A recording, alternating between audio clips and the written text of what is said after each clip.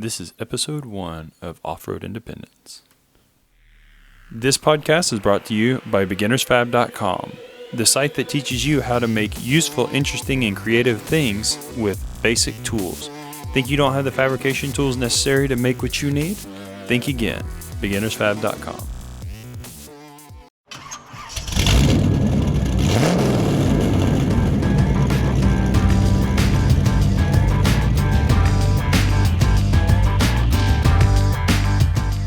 This is Off-Road Independence, the podcast that talks about trail repair, vehicle modification, and gear selection, helping you become more independent in your off-road adventures.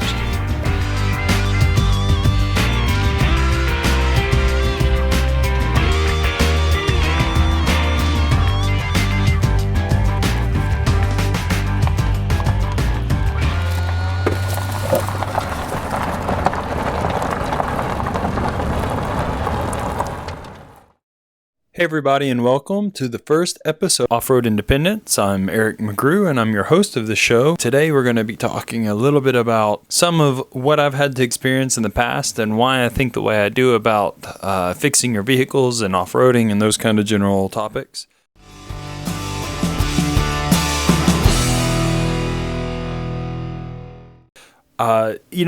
It's really interesting because as probably most of the listeners to this podcast, I grew up I grew up personally in the U.S. I hope some of you are from other places in the world and things like that. But I grew up with a particular mindset, a way of thinking about how to do things, and even something as creative as out there as off-roading sometimes can become very, very fixated on what is right and what is wrong as far as how to make repairs and that kind of stuff. And I gotta say, I moved to Chile and my world was just flipped upside down because I got there and nobody did anything like what was quote unquote supposed to be done.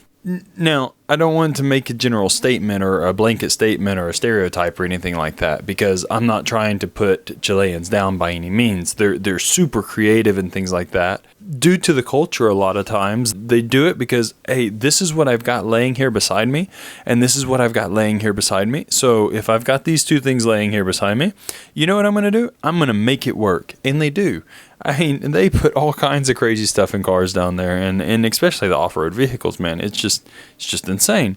And I know that like up north in Chile in the Atacama Desert, there's a lot of guys running Vitaras, and probably the two most popular off-road vehicles you'll find will be a Vitara or a Toyota Land Cruiser. You know, those are going to be your two most common things to see running around in Chile in general for off-roading. What's interesting though is that I can't tell you how many Vitaras have V8s in them down there. I mean, they love gas-powered V8s because of the power, and they put superchargers and turbos and stuff on them. And I mean, remember, a Vitara and a Samurai, they're not real big vehicles.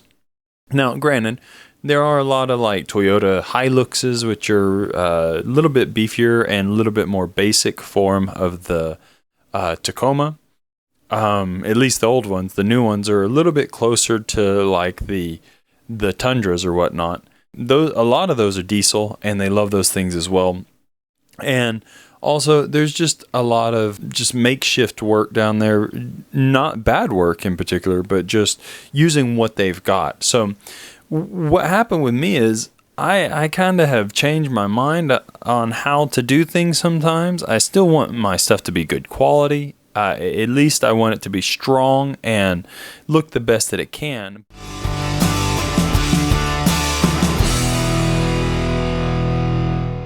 I've gotten to where if it's not perfect, I just don't care that much. And the reason is, especially with off-road vehicles, you know, it's great to have a really, really nice looking clean rig and all this. And if you have the skills to weld and, you know, you're like a really, really refined welder, you have that talent, that's great.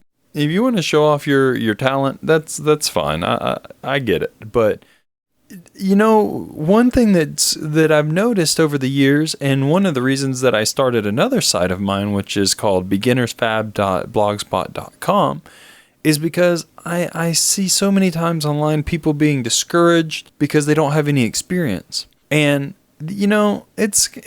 I don't know. It's kind of frustrating to me because I've read online so many times on forums and stuff, somebody asking about getting started in fabricating, and people are like, oh, you got to have a MIG, you got to have a TIG, you got to know how to TIG. And then it's not just having a MIG, it's like having the best quality MIG. And then people get discouraged because nobody really wants to tell them that, with a stick welder for $100, you can make bumpers, you can make rock sliders.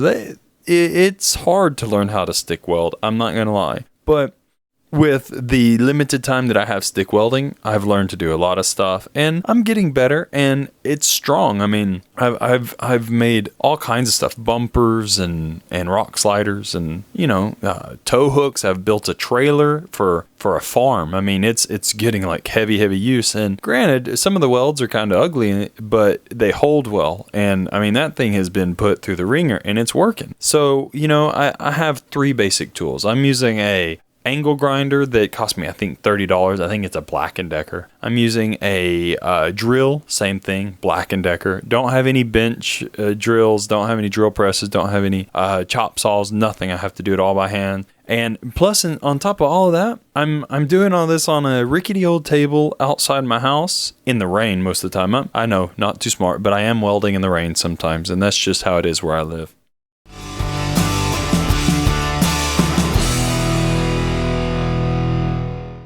Now, why do I bring all this up? Well, because over the years, I've also found that repairs on vehicles don't have to be quite as complicated as I thought.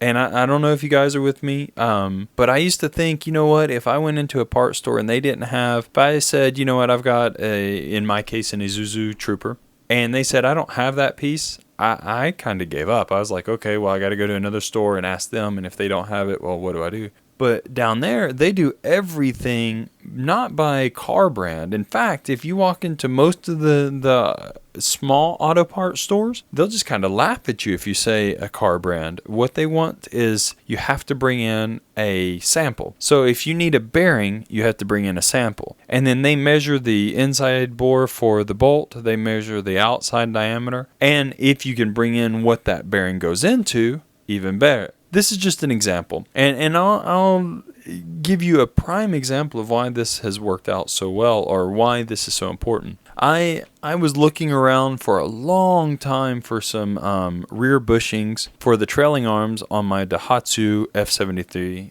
4-track, and as I've mentioned before, that vehicle has had a number of problems that I've had to repair, and it's not that it's a bad vehicle, it's that from the factory, it was kind of weak in the rear links. And well, there's a number of aspects about it that are just kind of weak. And so the bushings started to wear out because I had put a different set of springs on the back and lifted about 2 inches. Well, as those rubber bushings started wearing out, the problem became I had to get new bushings in there for it to pass what they call in Chile is a technical revision. So they go in, if anything's sloppy on the suspension, if it rattles or whatever, the machine says it's out of balance or whatnot, and you can't use it. You have to get that fixed before they'll let you drive it on the road. So I was like, man, what am I going to do? And I kind of got disheartened by it. I was really kind of frustrated. And I asked a friend of mine who's a mechanic. He's dealt with a lot of this stuff. And he says, you know what? Let's go see what they've got. So we go in. We walk into a parts store down there that deals mainly with rubber bushings and hoses and that kind of stuff. And he says, okay, this is the bushing that I've got. This is the link it goes into. I need a bushing that matches this. And they didn't have one. And I got kind of frustrated because I was like, you know what? This car isn't supported here. We're never, ever going to find this bushing. But then he starts looking around and he takes out the caliper and he starts measuring again just to make sure that we've gone over everything. And it turns out that one of the Toyota Hilux, what was it? I want to say it was a leaf spring bushing or something like that, actually fit really close to what I needed for my rear link. So we bought 4 of them. We put them in And they wore out 6 months later, which led to me doing a complete overhaul on the rear suspension and me converting it to a 3-link, which had its own problems. But it led to me trying something that in my mind would have never, ever, ever worked. But yet it did.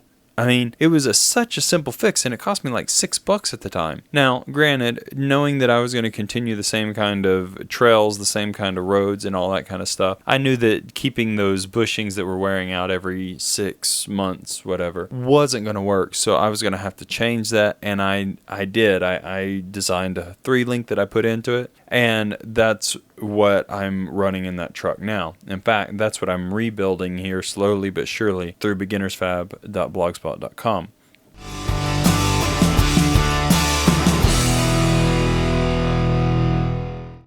It really opened my eyes at that moment. I was like, man, I don't have to be limited by what a computer says about this car or that car. And since then, due to that same Daihatsu, also due to my Trooper down there, because Troopers aren't heavily supported either, didn't know that when I bought it, I found that there are a lot of interchangeable parts from one vehicle to another that can be slightly adapted or whatnot, or, that in a pinch, you can do a lot of work really, really easily and make it work for the moment. So, that's kind of one of the ideas that I want to really promote with this podcast is, it's amazing what you can get away with when you just have simple tools with you, and what you can get away with if you have your mind set on not doing it the way that you have to, but the way that's necessary to get the job done. And we'll continue to go on into some of these other aspects that we get into on the trails and in repairs in my vehicle. And I have a ton of stories from living out there in Chile.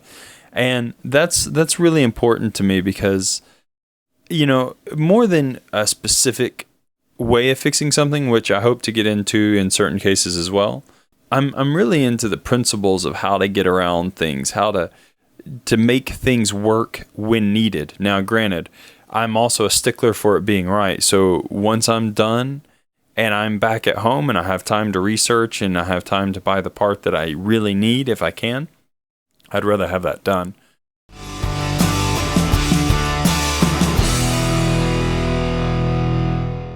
I know that a lot of times out in the middle of the woods, at least for me, there's no cell service, there's none of my friends around, and I have to go out a lot with my wife in our Jeep to go to different places and see different things and stuff like that.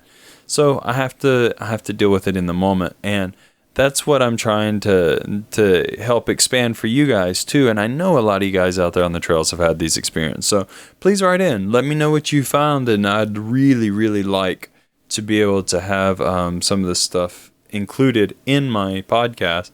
And once again, as we continue to go on, I'll have some interviews with some other people and that kind of stuff as well. You can hit us up at our email over at ericmcgrew.tv. That's ERICMCGREW.tv, and the email is eric@ericmcgrew.tv. We hope to hear from you. Like to hear what kind of projects and stuff you've got going on, your stories as well, and never forget, I may just hit you up and ask you for an interview. So until next time, be safe and have fun out there in your rigs.